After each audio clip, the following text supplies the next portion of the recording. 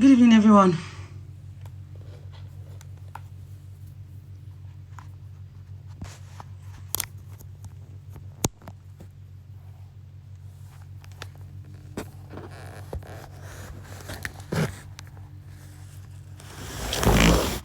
Okay, good evening, everyone, and thank you for joining in. I am currently trying to put this on my WhatsApp story and on my Instagram story. In our usual style, I would implore you guys to help us put this on your Insta story, put it on your WhatsApp story, so that more people can join us and more people can be blessed.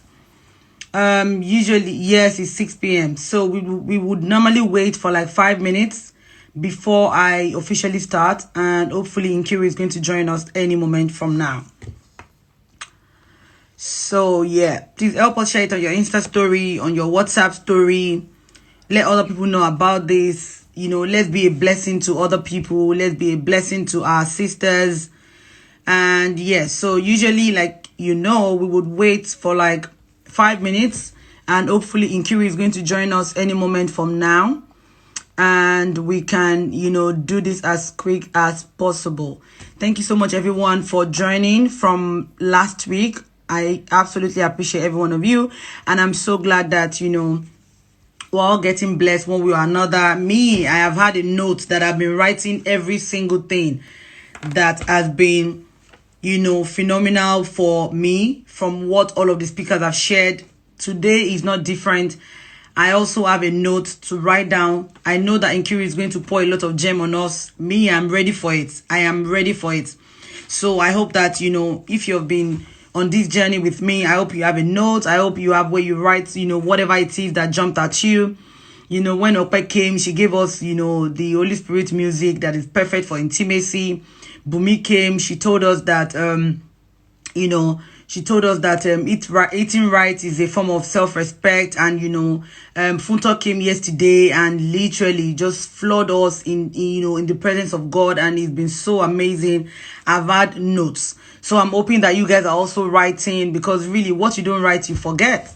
So in 2 minutes, I'm going to add Nkiru on and we can start, because this is what we do normally. We'll wait for like 5 minutes because Instagram is still doing the announcements and all of that. But while we are waiting, okay, great, Nkiru is here, and I'm just going to add her on so that we can start to do the introduction. If you're new here, thank you so much for joining in. It will mean so much to me if you share this on your Insta story, if you share this on your WhatsApp story. I feel like this is a blessing to every one of us, and it will be unfair of you to not let your sisters, your brother's wife, your cousins who are female, even male. We've had men join us literally every single day. It will be unfair for you to not let them know. So please share on your Insta story. Let people who are in white collar jobs, 9 to 5, entrepreneurs, let everybody come on. I'm sure there is something that we can all learn from Nkiru this evening. So please invite everyone that that will benefit from this. They would thank you for it. Okay, Wumi, thank you so much. You like my lippy. I know it's last minute stuff. I have stopped wearing makeup because I don't know why my skin is, misbehaving lately, but we're fine. So I'm going to add Nkiru on now, and then we can get on with the introduction. So I've just added Nkiru on. Hopefully she joins in immediately, and then we can do. Okay, great, she's here. Good evening. Oh my God, I think there's Evening. How are you? I'm fine, thank you. It's actually rolling. It's showing like it's buffering from your end. I'm not sure why. I'm thinking because I can see my face is still. Yeah, it's So still. I'm wondering, but can you hear me though? Yeah, I can hear you clearly. Guys, if you can hear Nkiru, can you please leave us a comment and say that you can hear both of us clearly, please? Guys, please can you get off the game? Let's see if my son's playing. Nobody's playing. So why are my shots still on the screen? This is so weird. But I'll say Toyosi, let's carry on. Okay. Maybe it will adjust. This is so Okay. weird. Okay, great. All right. So, thank you so much, Nkiru, for joining us. I absolutely appreciate that. Okay, they can hear. Okay, great. I absolutely appreciate that. You accepted to do this for us. It means so much. Thank you, thank you, thank you so much. Officially, I'm going to introduce you. So, for everyone who's joining us this evening, my name is Toyosi. If it's your first time and you haven't met me before, I am very passionate about wholesome living. I'm a mom of two boys. I have a fashion business. I think you're still. Oh, somebody's saying something.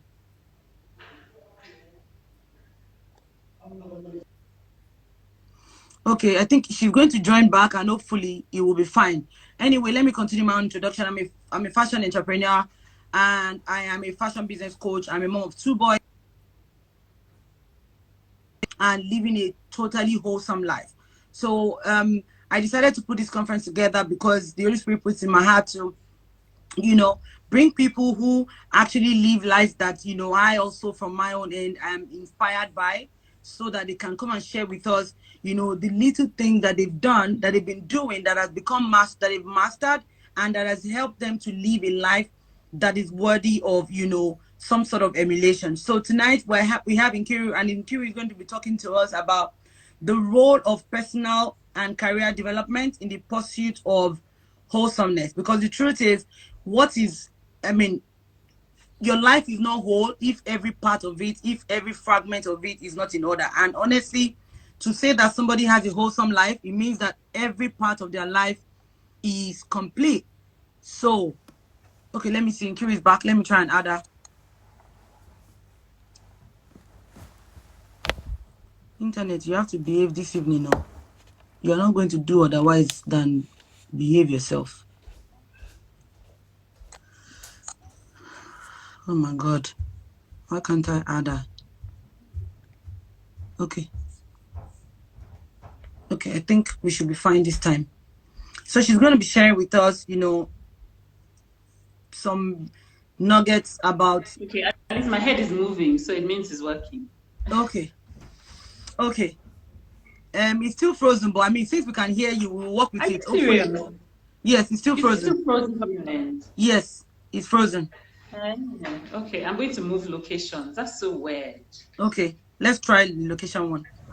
So she's going to be It's sharing with okay, please us. carry on because we Yeah, have so only she's an going to hour. be. So please So carry Nkiru on. is going to be sharing exactly. She's going to be sharing with us, what it means to actually have your career and personal development together in your pursuit of living a wholesome and complete life. So I'm going to ask Nkiru to introduce herself formally to us, so that you guys can meet her officially. So please, Nkiru, thank you so much. Please introduce yourself. Hi, Toyosi. Thank you for having me. Hello, everyone. It's a true pleasure to be here. My name is Nkiru Olumide-Ojo. I'm a wife, a mom of two boys, sister, many other things. But I think also it's important to say that I run an organization called the Lighthouse Women's Network, and we specialize in workplace readiness and workplace matters. Um, with the Lighthouse Network, we go to various underserved schools and we teach people how to get ready for the market or the workplace. So happy to be here. I often say that you never share learnings without learning again yourself. So I'm looking forward to learning a few things tonight. Okay, thank you so much. Thank you so much. Guys, if you can hear Nkiru, can you please help me put the confirmation there that you can hear her clearly, so that I can go ahead with my questions? Can they hear me? That's what I'm trying to check, actually. Please, if you can hear, can you please leave us a message saying you can hear, because it's important for me, for you guys to hear her clearly. Cool. We've seen one hand. Okay, great. So thank you so much, Nkiru, for the introduction. And from afar, I absolutely, love what you do. I follow Lighthouse. I'm constantly, even though I am now an entrepreneur, you know, but I realize that in the pursuit of living a wholesome life, our life is like in fragments. They're like different parts. So it's almost like, when you break down coconut is in pieces. So the different parts of the different part of coconut make up the whole coconut. So for every woman who is in pursuit of awesomeness, we understand that there is a part of your life, it could be whether you work in 9 to 5 or you're an entrepreneur, and you that part of your life needs to also be at a particular point for you to be able to say, absolutely, I feel wholesome because this other part of my life is complete.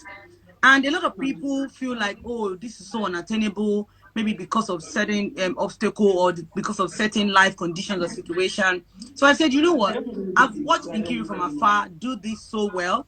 And I feel like, she's in the best place to come and share this with us so that, somebody may be able to learn one or two things, and then they can, take off from there in their own personal development and career.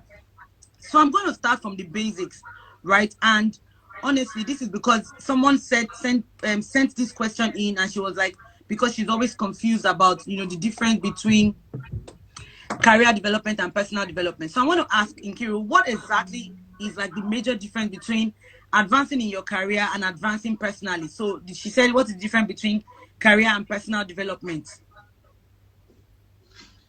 I mean, I think that there's an interjection between both. Okay. And just simply put, personal development is the developments or the investments that you make in yourself so that you can make advancements. And it can be spiritual investments, it can be career investments, it can be physically on your body. And with career development, they are the investments that you make in your career so that you have the outcomes that you seek. I think it's important to say that the output from personal development you would find in your career development. Because if you've invested in your health, it means there's a healthier you who's trying to do business or a healthier you who's trying to work. If you invested in your own personal training, let's say, as part of your spirituality, I believe that in the course of your career, whether you're a business person or you're working in 9 to 5, that particular investment is going to find an expression. So I kind of feel like they're interwoven, and it's important that we make investments in both places. Okay, thank you so much for that really, really brilliant answer. Now, the next question someone asked is this. She said, what are the necessary steps that one should take when they are switching careers? So I went on to ask her, what does she mean? That does she mean if you're switching from one job to another, or switching from being doing a 9 to 5 job to being an entrepreneur? So she said, in switching career from one particular 9 to 5 career to another one, that what are the necessary things that one need to look out for before taking that leap? Hello, Sis Audrey. I can see Sis Audrey Ezibo joined this. So I'm saying hello. I'm not sure where you are. I think you're in Canada, but hello still. So I think that there are a couple of things that you need to do. First, I think it's so important that you research. And when you research, part of your research should have different facets. It should contain the longevity of careers within that span. Okay. It should contain what the revenue or the income strength is within that career. I think it should also contain a check as in whether it fits your personality, and I'll explain it. My dad and his friends and his cousins and people who generally grew up together, amongst them was a doctor, my uncle. And when my dad passed on, I went to his office to have a chat with him, and he said to me, it was because of the evening of his life that he thought about that career. And I said to him, please explain it. So he said to me, I chose it because I knew that all of them who were engineers or whatever they were, they'll come to a point where they would be done. But because I'm a doctor, I teach, I would perhaps not be physically able to travel, but mentally I'll still be active. And to be honest, amongst the old age group, my dad has passed on, another of my uncle has passed on, but he's the one who's kicking.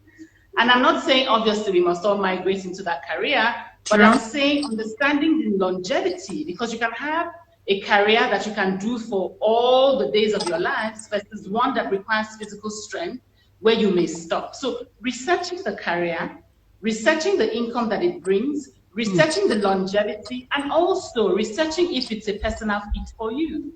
I hear people that say, oh, my entire purpose, my entire being is to teach children. If I had taught any child, I would have flogged the child, I promise you. I had only patience to mind only my children. Anything else was extra. So obviously you need to check that your personality fits, with the career. Okay, thank you so much for that, Nkiru. I really, really picked one thing from that where you said you have to check your personality, because the truth is a lot of times people don't check, the fit of their personal Correct. of who they are with the kind of job that they are chasing after. Fine, you might want the money, and then you want that, the other accolades that come with changing jobs and getting a better job, maybe, and all the perks that comes with it. But really, if you find that you find yourself in a place where you're working and your personality is clashing, or it doesn't fit right for the role, it's definitely difficult to give your best. It's difficult to get to the height of it, and I totally agree with that. Like, I found myself in some certain kind of places while I was still working, and I'm like, no, this is not working for me. And most times, because a lot of us look at the money first, we look at the other prospect, the other perks that comes with it, we always forget personality. So personality, as you have mentioned, is really, really important. And I hope that somebody who is listening today and is planning to make a switch is considering their personality as a major factor before switching, because the money you're going to get is going to come to you, but then you start to ask a lot of other questions that then borders on fulfillment and other things. So I'm going to go Correct. straight to my next question, which is, what are the Pleasure common to. myths or extremes of career and personal development that you've seen people practice? Hmm.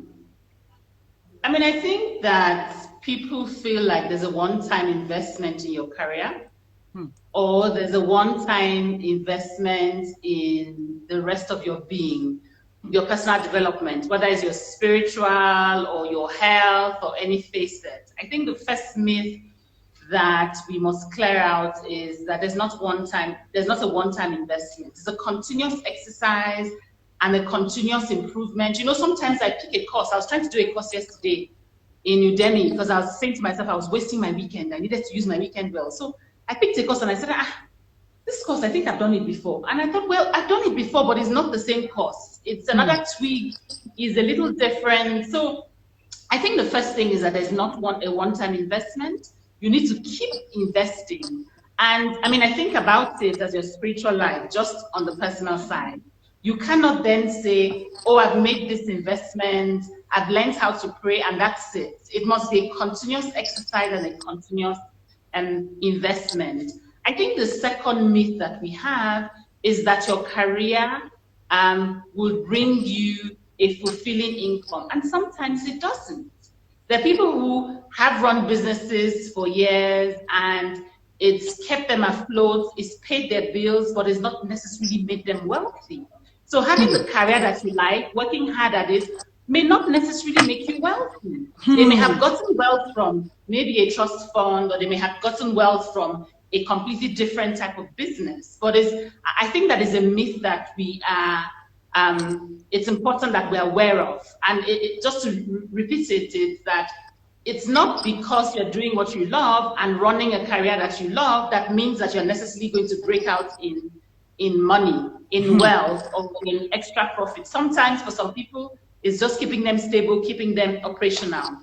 I mean, I think the last myth that I would break is that you can have just one career. I scream it off the top of my head. And when I say it, the people who are my people on the call probably thinking, okay, we're waiting for her next step. But I feel like every human being was born with many facets. I don't think you should be a doctor alone. I feel like you're born with a lot more than being a doctor. In being a doctor, you can be a clothier. In being a doctor, you can be a marketer. In being a doctor, you can be many things. So I'm so, I'm so big on people expressing themselves in more than one way. So I think the third myth I'd like to debunk is that you must have a linear career, and I don't think so at all. So I think those are the three myths I'd like to debunk, and I hope that we've all listened and heard about those three myths. Absolutely, you have. You see, the last one that you really touched on, which is about that linear life, is, I think, is like, that's like the biggest problem a lot of women have. We tend to put ourselves in this box where, oh, they have to know me for this. Oh, people have known me for this. I cannot delve into this. Oh, this. I'm like, no. You can express yourself in different facets. Just make sure that whichever place that you find yourself, you are giving quality. You are doing good, excellent work at each of these expressions that you have. And it's absolutely okay. Don't let anybody, like you said, people will say, oh, this, it has to be this way. We box ourselves. And the moment you cannot express these things that God has put inside of you, especially because, vision, assignment, and all of that, you can't express it because you're a medical doctor, because you are this person, and then you just want to stay there. There is that place, there's that void, because there is more inside of you that you are allowing the definition of the world to literally suppress. And I absolutely agree with it. I absolutely agree with it. Thank you so much.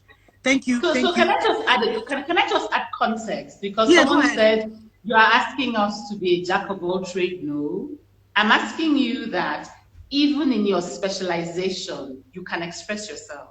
And that's why I thought for us also being Nigerians, there's some careers that are the East careers. And that's why I thought to illustrate with a doctor. And you would find a doctor who is very good at cooking, and suddenly she's generating revenue from that because she's making afang and all sorts of soups and just selling. And you don't have to have physical contact with her. She's just organized herself in a way that that piece of her is being expressed and she's getting some revenue from it. So that's the point I made. I think it was a Busola or a Busi that made that comment. So I thought it was important to clear that out. Okay, great. So, Bumi, are you clear on that? Yes, Bumi. Yes, it was Bumi. Thank you. Okay, are you clear on that? And I actually agree with Nkiru that it's not a case of being a jack of all trades, but in that space where you are, you can actually do other things that sometimes it could even be something that is complementary to what you're doing now. So it's really not a case of, being a jack of all trades. Anyway, I'm going to move on to my next question, which is, one second, now my own phone is acting up. Don't worry, it happens. Last week I had something and my phone was acting up. I was so embarrassed. Hi, Wenu. Okay, so my Hi, next Morgan. question. Okay, my next question is this: what opportunities or advantages can a woman leverage upon at this period to improve and evolve? And by this period, she Okay, said, so I asked her, what do you mean by this period? She said she meant in this period of uncertainty where a lot of things are not clear, people are even so afraid, that they might lose their job and all of that. so I think that the first thing to do for yourself is to have a skills audit. And by skills audit, I mean is use Lencioni or whatever solution. There are lots of free audit solutions online to say, what are my key skills? And in checking your key skills,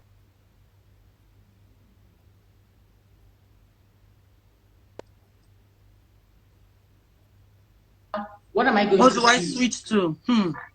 What do I switch to? So I think that's a very important thing to do. I think is to have a skills audit. Obviously I'm on social, so I listen a lot.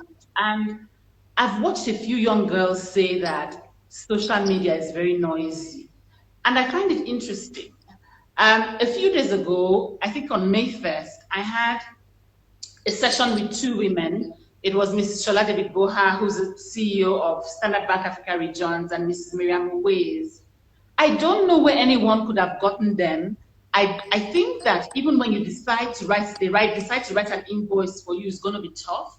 But a lot of people decide Instagram is so noisy, there's too much going on. People are gathering knowledge, people are learning, people are improving. And people are improving either at the littlest fee or at no cost. And you must understand that in this period, people are looking for people that have just a little extra on their skills. So let's say I'm a marketing and comms professional who understands workplace readiness versus the person who decided that Instagram was so noisy and wasn't interested in learning. when we get to the place of interview, who are they going to pick? I'm going to bring experience from my workplace readiness projects, and she's just going to come with her marketing and comms skill. So I think the first thing is have a skills audit. And then the second thing is you should be voracious about mopping up information. Knowledge. Obviously, you should Absolutely. You should be cluttered. Be sure of what you're listening to and who you're listening to. But still, there's so many things that you can learn and at no cost. So, I mean, I've listened to people that say it's noisy. It is noisy, to be fair, but I think that it's also important that you sift through the noise and that you learn. So you're saying that in this period, people need to do their skill audit to be able to say, you know what, God forbid, if anything happens to my main source of income right now, I can ultimately just switch onto this side. And then that way, I feel like it also helps them to know if what you are going to switch to needs some refining. Because the truth is, if you're planning to switch to something and then is not ready for, not ready to be sold, not ready to be monetized, it becomes a problem. But if you're not auditing your skills, you really can't even tell what level that Correct. skill that you're planning to switch to is.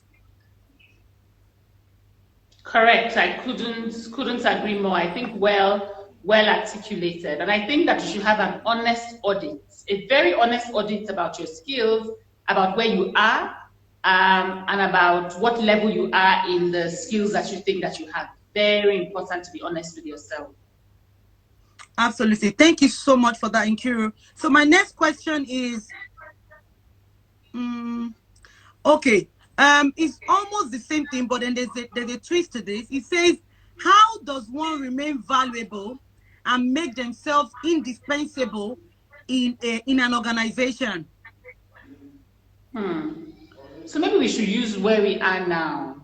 Okay. I think that people are looking for solutionists. And let's say you are a human resource practitioner. Look, the world has changed very quickly for us in 6 weeks. So I don't think that people are looking for a reward analyst alone when they sit in a meeting. They're looking for people that can think.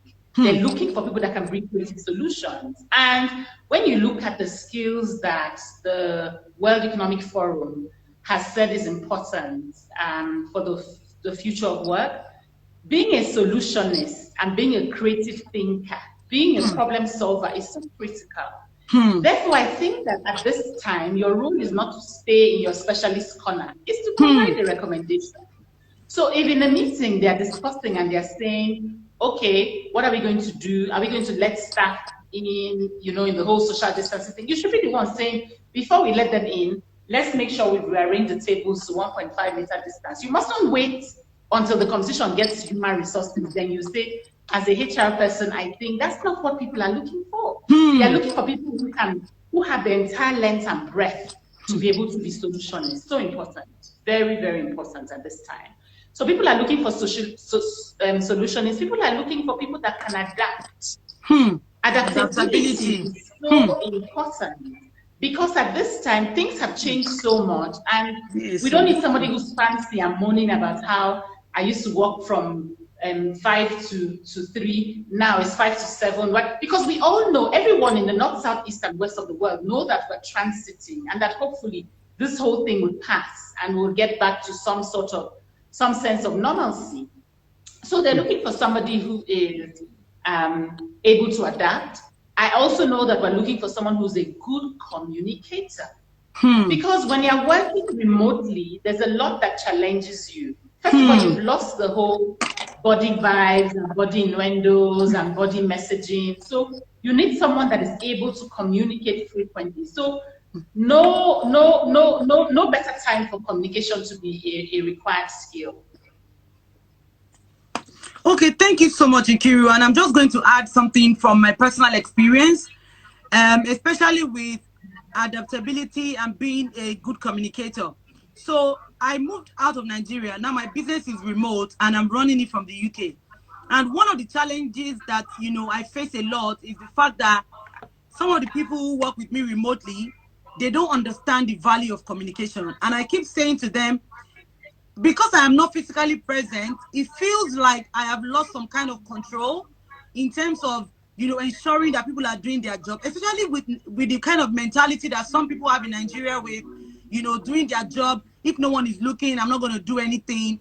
At the end of the day, I will get paid. So when you reach out and it's almost like you're beating their neck down to communicate, it's so difficult because I'm like, listen, the only way that I can ensure that my job is getting done is when you give me feedback. I say something to you, you let me know what's going on, because if you don't tell me what is going on, to me, it seems like everything is standstill. Also, with being adaptable, some people will tell you, oh, because I'm not saying that entrepreneurs should, pile on jobs that don't belong to people on them, especially from the human resource point of view. But the truth is, in the event that you see the situation where your organization is in at a particular point in time, and you have the ability to do certain things to kind of like close the gap because of where we are right now, instead of whining and complaining and saying, oh, that's not my job. Right now, everyone is looking at how to ensure that this job even remains.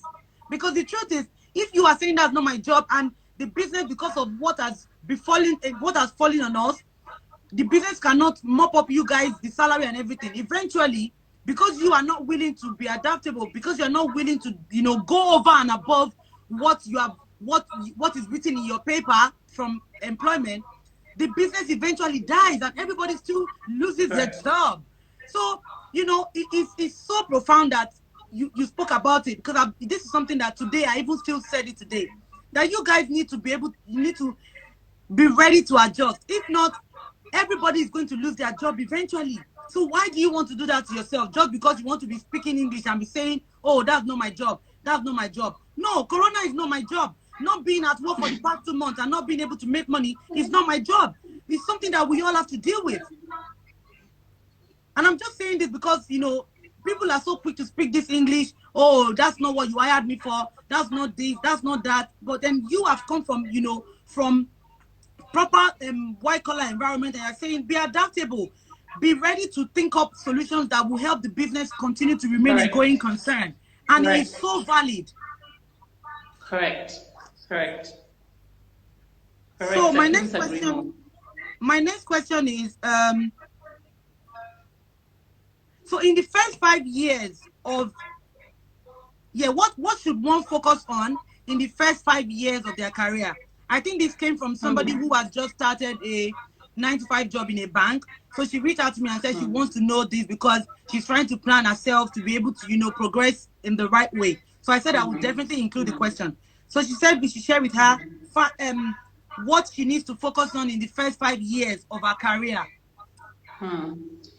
I mean, if you had asked me this a few years ago, I would have said, just do your job and be best at it. So now I'm going to put two things at the same level. Do your job, ensure that you bring real value. At the same time, you should network fiercely. You should network with people that are your peers. You should network with people that are above you. You should network with people that are, in quotes, beneath you. And I think it's about building relationships across. I say so because in the very end, they might find people who have the same skills as you do. And once you are both at par, there has to be a differentiator that brings you up. Therefore, I often say that relationships are critical. Relationship is the new currency. I believe that as a young person, you should invest in building relationships. I think when I think of my personal life, sometimes I look back at the relationships I wasted and I'm gobsmacked. I remember ones that, for the few people in the company, everyone knew Richard Branson's official address, but I had his personal email address. Very personal. I don't think we're more than 3 who had it. What did I do with it? Nothing. Some days I beat myself over the head to say, how do you waste such relationships? So, and why did I waste it? Because I was so busy working. I was just working, just working hard to bring value. And anyone who knows me knows that I can be a hard worker and a bit aggressive with my work. So my advice has changed. Please work hard, bring value. At the same time, please build strong relationships with people above you, with people that are your peers and people that are in quotes below you. Oh, wow. Thank you so much, Thank you so much. I agree with you. Relationship is the new currency because the doors that access will open for you, the doors that access will open for you, skill, doing your job at the best level may not be able to open that in several years. I absolutely agree with you.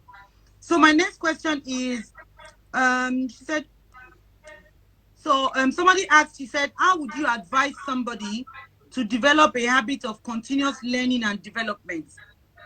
Hmm. Hmm. I mean, I think that the first thing is to be hungry, Hmm. to be hungry for knowledge. And I have to tell you that information and knowledge are completely different things. There's True. an information overflow and overload out there, but knowledge is different. Yeah. It is knowing how to apply that Apply the information information. Hmm. that you have gotten. So I think it's first be hungry for knowledge. I think it's second to also unlearn the things that you have learned, and I'll Hmm. explain.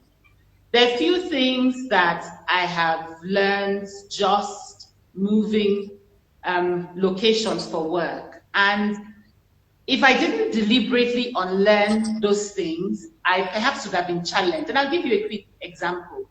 Even though we ran an informal organization where I come from, I think our culture still pervaded. So you would find that people who were older than you, in a way, acknowledged that here, no one cares if you're 60.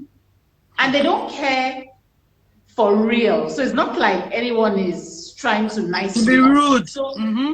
you have to unlearn those things because actually, I tell my children all the time, I say to them, it is only in Nigeria that you can be a child. Elsewhere, you're an individual. It doesn't matter whether you're 12 years old. So you have to unlearn. If you don't unlearn those things, you'll be challenged. Hmm.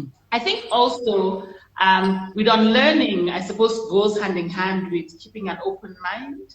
And it is keeping an open mind because sometimes what you believed in for years, many years, sometimes you've even believed these things with proven fact, proven research, but sometimes they may be wrong. So I think it's important to say unlearn, keep a really truthfully open mind. Mind. And I think it's important to seek knowledge, very important. And I made the pointer that information is very different from Knowledge. knowledge. And we're in the age of information overload. So there's information everywhere. But who is the people who are winning are people who are harnessing the knowledge and people who are using the knowledge practically and effectively. Hmm. Wow. Thank you so much. Thank you so much. I hope you guys are still there with us. If you are there with us and you're learning, please hit the heart button. Let us know that myself and Nkiru are not just having a chat because it seems like, I don't know if it's like the comments is frozen, but I'm just going to continue anyway. So the next question is this, and this one is so important because I have a personal experience. I might be, if I'm able to share it, I'll share it with you today. But then it's about office politics. So this question says, how do you manage office politics or organizational politics in a way that it doesn't hinder your business or your career growth? I think that's a very important question, and I get asked that all the time. I mean, I think a few things to acknowledge is that politics in the workplace is like sugar and ants. Anywhere you find sugar, you will find ants. So anywhere you find people, you would find politics. That's how it works. And I often say to people, not everyone is skilled at navigating this minefield. So the first thing or the minimum basic requirements is to understand where the power play lies in an organization. That's so critical. Sometimes the power play is not lying with the MD. Sometimes the power play is lying with the head of human resources. Sometimes the power play is lying with the PA. I did a job where I had to, in my role in Virgin Nigeria, I had to do government. Oh my God, I hope you haven't lost her. Hey, internet. Oh no. Internet. Oh, Okay, sorry, Nkiru, we lost you there. We lost you actually. We lost you from you did a job. Yes, we weren't hearing anything. We lost you from that point where you did a job. Oh, okay. But now you're moving. It's no Okay. longer frozen. Yay! Maybe if I do a drawback, I said understand where the power play is in the organization. Sometimes the power play or the power is not resident with the boss, it's resident with the PA or the head of human resources or the head of ops or whatever. And I was illustrating about not understanding where the power play resided when I did a role that I did many years ago in Virgin Nigeria. I would go to the ministry, was government relations. I would fly looking very nice. I would arrive at the minister's office and I would say, good afternoon, madam. Please, I'm here to see your guy. She'd be like, okay, sit down. I'll sit down. Some people who came after me will then come. Madam, how are you? I say, I'm fine. She will say, how are the children? They will say, fine. Say, he was trying to get into Uniben the other time. Has he entered? They'll say, no, he's entering next week. Joe, help me greet him. He's now, and then I'll say to her, but I came, madam, I was here earlier. She'll be like, what didn't I recognize? I didn't recognize that she was the power player. Because sometimes your guy will come out of this and say, how many people are waiting for me? She'll say, only 2. And I'll be like, but I've been here. So if you don't do anything else with politics, understand where the power play is. What does it do for you? It teaches you how to walk. It teaches you how to step. I was telling someone, I said, I don't know how many people remember that game, and I'm sure maybe you don't remember it with me. The game where we draw squares on the ground. My tiles are square. And we would hop and hop and hop to escape. So you need to learn those skills that are there so that you're able to hop. If you don't know how to build the relationship, just hop away from where the trouble is. I feel like it's protective. And I know also that a few organizations have unspoken rules. And I often say to my page, don't be naive. Don't be naive. Every organization has unspoken rules. I remember working in an organization once, and I had someone who was my boss. He had been a boss in another Nigerian company for years. And he came to my office elderly, maybe even over, almost approaching 60 or over 60. And then in my office, it was Virgin at the time, and they said we're all on a first name basis. I knew, as much I was half Igbo and half Edo, I knew that I was not supposed to be calling him his name. So we shortened it to OL, shortened it to all sorts of things. And I mean, to other people, it might seem ordinary, but I know that it would make you at least make him more amenable to you. So you need to develop a lot of EQ in knowing how to manage people. If you perhaps are not a politician, at least have basic EQ and know how to manage people. Wow, thank you so much. I can see that a lot of people they've just been chanting about this, because you see, relationships are so important. And like you said, you know, it reminds me so much of the ministry. When you go there, those secretaries, if you like, be the richest person on earth, if you don't have a personal relationship, if you are not personable, if you're not warm, you will sit down there for hours and nothing gets done. People will come, they will jump over you, you'll be getting angry. You are just getting angry for nothing. When they want to do you, last minute they will tell you, oh, God said you cannot see anybody again. Come back next week. And there's nothing you can do. And it's just, the solution is basically just, like you said, EQ. Manage relationship. And also, if you know you cannot be a politician, stay away from the trouble. It's so important. Like, nothing is going to make your life more miserable than finding yourself in the thick of office madness and you don't even know where to put your feet, because some people are skilled at doing this. They are skilled at, you know, finding their way around it.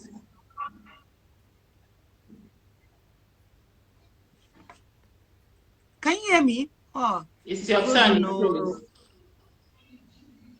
Did you? Can you hear me? Okay, say it again now. I said, can you hear me? Yes, I can. Okay. So let me continue. The next question is so important because I realized that a lot of people. I worked in the bank for almost 7 years before I left, and that was so many years also ago. But I realized that for the people that I left back in the job, I realized that something is common amongst all of them, especially the ones who have kind of like grown a bit. I realized that they've it's almost like everyone has gotten to the point where they've literally become a man. It's almost like being able to attain the next level or the high level, you have to wear this coat where you literally get toughened up. I don't know if it's something that happens naturally, or it's something that they picked up from just in the environment, maybe from competition with, men, or competition with other colleagues. So when somebody asked me, she said, for you to attain a leadership position as a woman, do you always have to toughen up, more like, drop off, or you kind of your feminine side, and literally be wearing the jeans and trousers like the men, especially the ones who are on the job with you? It's a very interesting question. And years ago, my younger son said to me that, Mama, look at all the women that are presidents or prime minister. I think it was probably Angela Merkel he was looking at. He says, Mama, they all cut their hair and they look a bit masculine and they wear trousers. And I think I'd never noticed it before then. It never occurred to me. But I find that for some people, they feel the need to infuse a bit of the masculine behavior. But I feel like you do yourself great injustice if you drop your femininity just to get to the next level. And the reason I say so is because I know that women are powerful leaders. And if you look at Jacinda Ardern, who is prime minister of one of the EU countries, before we get up, Sweden, somebody who's on, please tell me where she is. So I follow her on Instagram and I watch her. There's something that a female leader brings, and it's that empathy. It is so critical.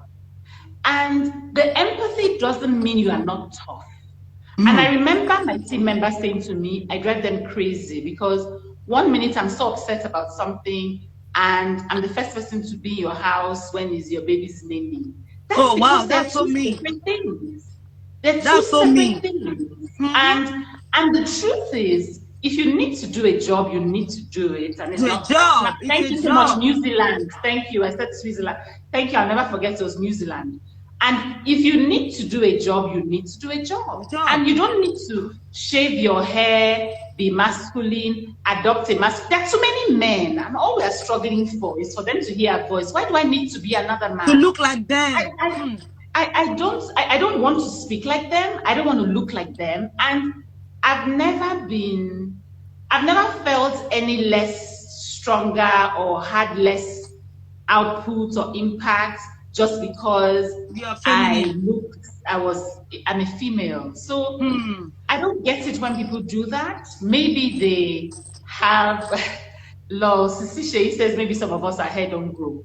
Maybe they have maybe there's something driving them, but I've never understood it. And I remember once I was speaking at Nigerian Bottling Company's Women's Day event. I remember because I did it by video a year ago. I was in Mozambique. I was supposed to go back to Lagos, but I couldn't. And Toyosi came to speak. And I was speaking about women using what I call bedroom voice in a meeting, and that I thought that women should use the right tonality, obviously not scream, but use the strength of voice. And she made a point. She said, but there's also power in a small voice. So I just listened because she's a speaker, and obviously when you go to speak, you learn. And then she said that sometimes when you drop your voice, people are forced to hear or lean into what you're saying and to lean into what you're saying. So I just feel like there's a lot of value in being a female. I don't know how anyone, I would be shocked to see that anyone can drop it in the course of leadership. I think that that's what we bring, and that we must show up with it like 110%. I don't shy away from my weaves or my wigs. I don't shy away from my clothes. I actually don't know how to look masculine. I won't be able to speak to you. Oh my goodness. Thank you so much, Nkiru. Thank you so much. That makes a lot of sense. And I just want to put a little bit of icing on the part where you said, when the job needs to get done, it needs to get done. And they see you as the Nkiru that is saying, guys, we need to get this done. and then the next minute somebody's giving birth and you're like, okay, let's buy, guys, we need to plan out to buy nappy for this person. And I say to my staff all the time that, listen, whatever argument or discussion we've had at work is just because of the job. There is nothing personal about it. And the next moment, it doesn't stop us from having our, usual Friday pizza at work and, just marrying. But when it comes to the job, it needs to get done. And it has nothing to do with your gender. If you're a guy, you're on my team, you have to do your job. And like you said, the woman who said that when you keep quiet, when you drop your voice, it has effect. Sometimes, because they're used to me doing go, go, go, go, go, when I drop my voice, everyone actually listens. I've actually learned that recently. So I've been doing it with my children. When you drop your voice, they also listen and then they can hear you clearly. The communication is more effective. So I think that makes a lot of sense. It makes a lot of sense. So I'm just going to go to the next question. I also want to say that we have 9 minutes left. I'm going to beg that you just spare us another, like, 9 minutes. Yeah, Time goes. yeah. I'm going to ask the next question, which says that what tips are you going to share with us that would ensure that one's life does not suffer in the quest to achieve their personal or career goals? So I think it is values and it is about what is important to you at different stages. When I started out my career, it wasn't important to me to marry. After a while, it became important to me to marry. At one point, it was important to me to have a baby. At another point, it wasn't. So it's understanding where you are in your journey of life and what is important to you. Now, why is it important for you to understand what your values are so that you can understand what adjustments to make? And I mean, I often use the example of people who are high flying in their careers, and and I hear someone say, "Oh, I don't get along with my mother-in-law, my in-laws. I don't want them coming to my house." And I'm thinking, really, are you for real? Who is more dependable, just in terms of would you rather leave your children with your relatives, your husband's relatives, or would you rather leave them with a domestic staff? Who is it more important to? So I don't have those sets of hang-ups because I'm thinking. Sorry, Nkiru, I have to end this now and quickly come back immediately, because if not, we will not be able to save this video. So when we come back, we'll just ask you the last question and we'll round up. Is that okay? All right, thank you so much. Guys, we need to come back immediately. You know how it's been since Wednesday. We have to do it again today because it's just we just have like 5 minutes left. So I'm going to end this now and then we come back immediately. Thank you, guys.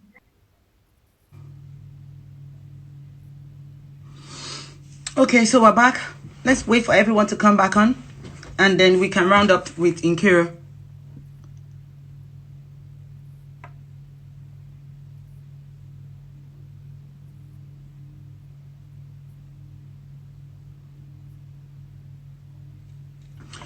Welcome back, guys. So we're just going to wait for Nkiru to come back, and when she comes back, we will add her on, ask her the final question.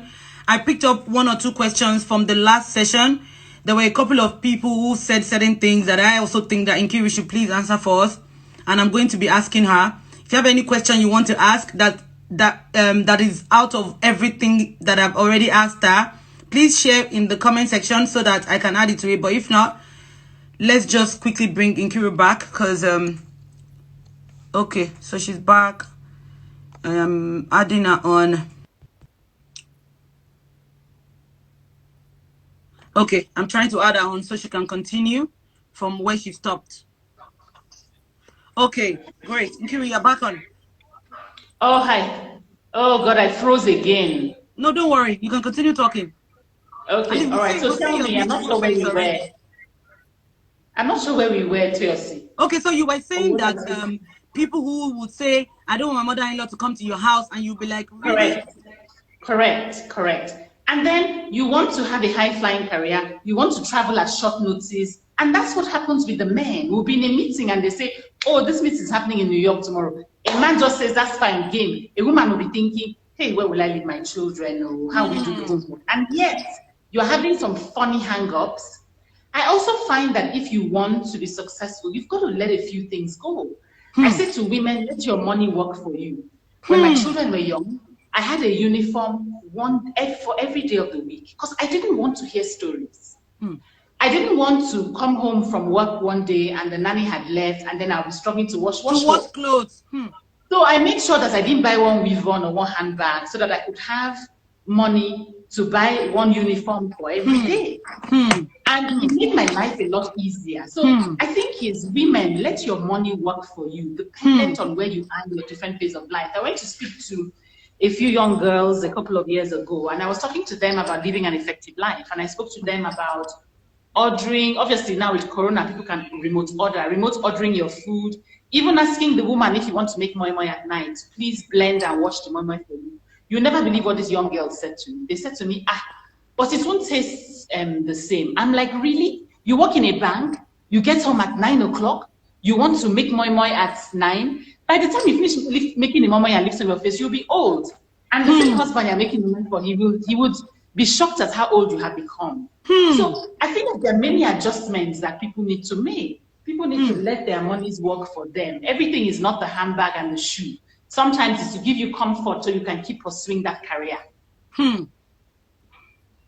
Thank you so much, Nkiru. And I just want to say something. So with the whole, she said something very important, guys. She said, sometimes it's not bag and shoe. And honestly, with with holding back and self-discipline, sometimes this money is to learn how to be more effective from other people. So I'm very big on personal development. I'm constantly seeking out ways to do something more effectively, because the truth is there's no award for suffering. Like she said, there's no award for suffering. If you can afford it to pay for your comfort, to make your life easy, close your eyes to that bag, close your eyes to that pair of shoes. Sometimes it's the knowledge that you need. Somebody has something that they're doing in their life that is going to really help you. You have no access to it, and then they are teaching something. They have written a book. They have a conference, and they're asking you to pay for it. Pay for it, because sometimes it's just one line. It's just one line that you're going to hear from them that is going to really change everything for you. It's not everything that we have to overthink about. Money is a tool to actually live a good life. Money is a tool to make yourself. Yesterday, Nkiru, the person who spoke about spirituality, talked about how you don't have to do everything yourself. Get people, delegate work, so that part of your life that you cannot delegate, you can then focus on it. Because stress does not do well for anybody, and there is no route, there's no way to wholesomeness if you're dealing with stress that you can actually pass on to other people. And I cannot even say thank you enough. You also talked about family support, your mother-in-laws, when things happen, and then you can just say, grandma, I have to go and do this, I'm going to leave the children with you. When you have damaged the relationship, that is not possible. So the truth is, you are just putting yourself in a bad place, and then not being able to enjoy the things that God has given you for free, as little as family. I don't think that this is far-fetched at all. Relationships, and it takes us back to managing relationships, like you shared before. Relationships have to be managed. Manage relationship, family, whatever. Because where access is going to take you, money cannot buy. Money cannot buy most times. Money cannot. Somebody asked you a personal question, Nkiru, and I really would love if you can answer it for us. She said, how did you manage your career growth and advancement along with your own front, considering where you are right now? Right. So, I think that you need, every woman needs a lot of prayers, to be honest. So I think first you need a lot of prayers, and obviously committing the different stages and all into hands of God. And then you need a supportive husband. And I say so because I've seen many people who want to get married and they know innately that they're 9-to-5ers, but they don't have the conversation with their spouses to say, this work is important to me, I would like to keep working. In fact, I remember a young girl who I lost, and in the end, after probing her, it turns out that her equally young husband had said to her she had to leave her job. And Wow. I said to her, "What, you went to school? This girl went to either Glasgow or Surrey. I can't remember what school she went to. And she had distinction in her master's." And I said, "By the time you were having distinctions in a course as tough as this, you would have already known that you wanted to be a 9 to 5. So when he wanted to marry you, all you said was, 'I love you.' You didn't think you should have a conversation about work." And she left work. Today she's just minding her child, which is tough. And it's tough because it's not where she wanted to be. There are people, I have a friend who never wanted to work, and she says it today. "I don't want to work," and she's living the life she wants. But not when you set out mentally to work, and that has changed. So I think just having a spouse who's supportive, who is kind. And I say kind because a lot of people look for people, but they don't look for kind spouses. I promise you that a kind spouse is 50% of the problem solved, because kindness is a gift. Kindness is consideration. It means that the person is not saying to you, he knows that you live in Lagos, you live in Ikeja, you work in VI. He's not saying to you, "I want to eat fresh fish. I don't eat fish or soup that has not been cooked that day."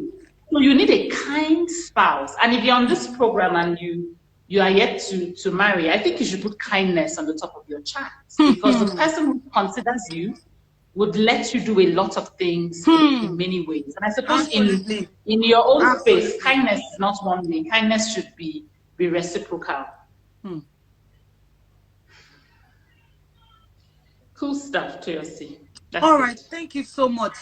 Thank you. If you're single here, I hope you heard what Nkiru said. Put kindness on the top of your list, because a spouse who is kind to you is going to allow you to fly. Literally, it's going to allow you to fly, and that is 50% of the problem solved. Absolutely fantastic. Absolutely fantastic. Nkiru, I want to ask that. Do you have a parting word for us, especially because everyone is, constantly striving to pull it together. Even those of us who are in entrepreneurship, we're all, trying to get it together, ensure that, okay, my business does well, so that, my family doesn't suffer, the other part of my life doesn't suffer. What is that thing that you want to share with us and say, you know what? This is one thing that you need to remember at every point in time, that is going to help you to ensure that, you in your journey to wholesomeness, you don't lose sight of this in your business or your career. So, I joke with my friends that when you ask a Nigerian billionaire how he got rich, he will say it's God.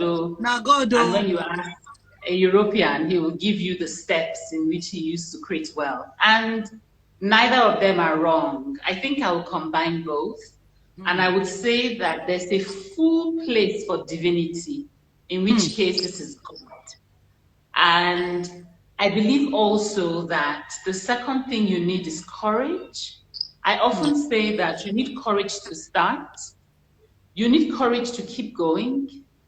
You need courage to get up when you fall, because there's no journey that is straight-laced. You will fall.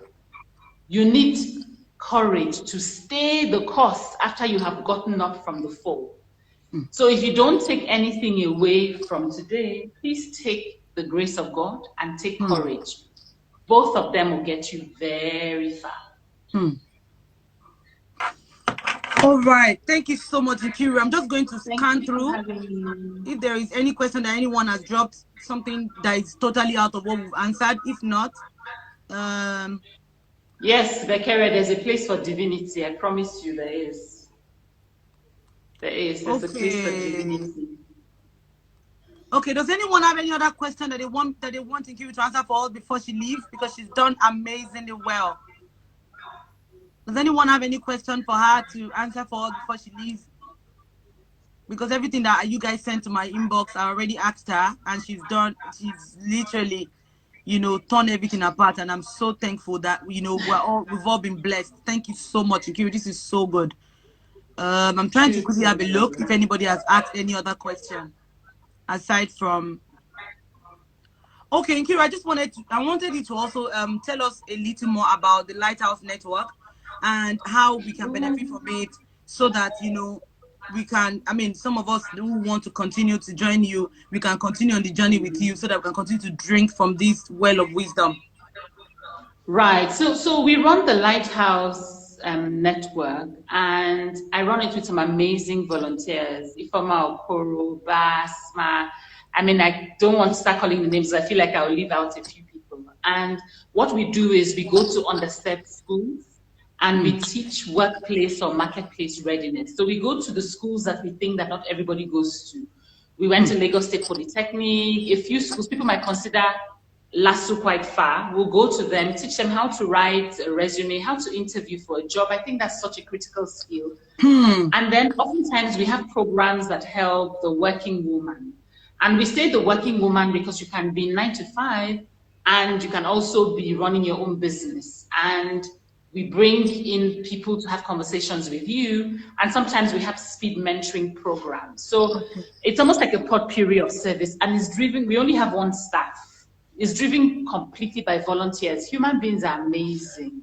They give their time, they give their money, they give everything. So people who are happy to join us, please feel free. We will be ready to have you. Yesterday, why are you joining in the evening of this call? This is call is finishing. Okay, somebody are asked, joining yesterday somebody from asked a Abuja. I can see you question. there. Somebody asked a question, and I noticed that at this 204, she has been very, very interactive. She said, how do I audit my skills? Oh, so there are many free skills audit sites. I think you should try Lencioni. Lencioni. If it's theirs is not free, because I know that one. If it's not free, please DM me. I'm sure I can take out some time to find you a free one. But Lencioni is one that you can try. Lencioni. Okay. I'm trying to put the Lighthouse undo. I'm trying to put Lighthouse Oh yes, undo this so would be that great. you guys, Lighthouse Network on Instagram. Um, Simple, why are you joining in the evening of the program? When the program is finished. Yesterday, surely you traveled all the way from Abuja to So join you this guys, please, program. Lighthouse Don't like Network, people. you guys need to go and check out what Nkiru and her team are doing. She already mentioned to us that they will be more than happy to welcome people as volunteers or in whatever way or capacity that you are also willing to help, because this is something that they do because of their love for humanity and wanting to help people get ready for the workplace. So, Nkiru, thank you so much. I do not take this opportunity for granted. I have been blessed in so many ways. And, even though that I am now in the entrepreneurial world, it's been so amazing hearing these things, because it's also going to help me in delivering my, doing my own job as the founder of a business, especially considering the fact that I am running the business from really far away in England. And now I have to deal with different people, because they also have their own. Everyone, they have their own aspirations. They have their own what's the word now? They have their own expectations from the job. This has really, really helped me shed some light on some things that I have also been dealing with. Thank you so much, Nkiru. God bless you. God bless you in so True many pleasure ways. I and really well done on appreciate it. all the work that you're doing. God bless you Thank you. Thank too. you. Thank you Thank you, and so my much. very best wishes, Thank you okay? very much. Good night.